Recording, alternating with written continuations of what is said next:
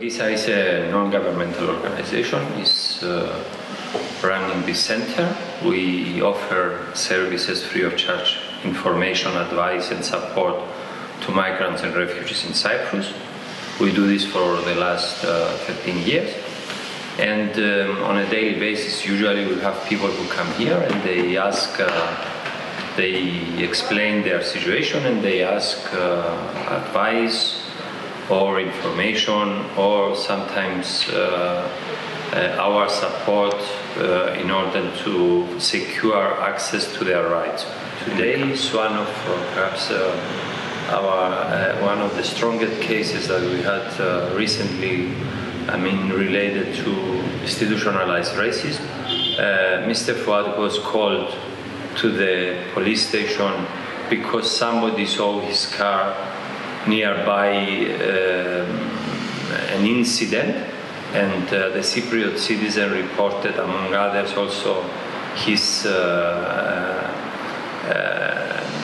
car number plate. He was called to the police and he went without any problem to ask what happened. There the Cypriot citizen recognizes him that he was not the person who was involved in the incident, and from this point of view there was no reason anymore to be at the station or to be called to the station. As everybody, he wondered why he was called to the police station since he was not involved in this, and then the immediate response of the police officer was to give very strong racist statements about the ethnic and the religious background of Mr. Fuad. After that,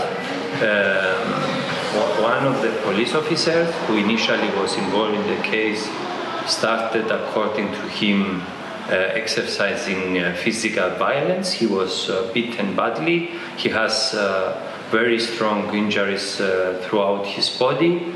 And of course, another problem that we face in this situation, and it occurs in this case as well, immediately some other police officers came in, and in solidarity they together abuse Mr. Fuad.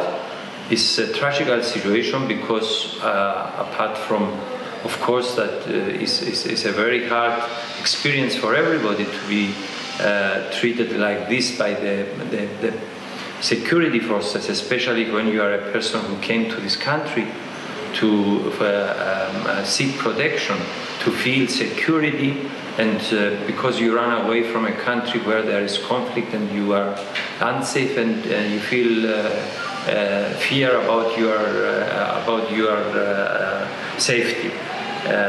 In addition to this, present at this incident was his 2-year child and his wife, who were witness. All of the sudden, and actually, this is something that we faced in the past, and it seems as if it's a practice in such situations. The police, what they did in order to cover their violations of the human rights and to cover the case, they initiated a criminal case against him that he attacked the 4 police officers, and that he is the one responsible who exercised resistance to the police.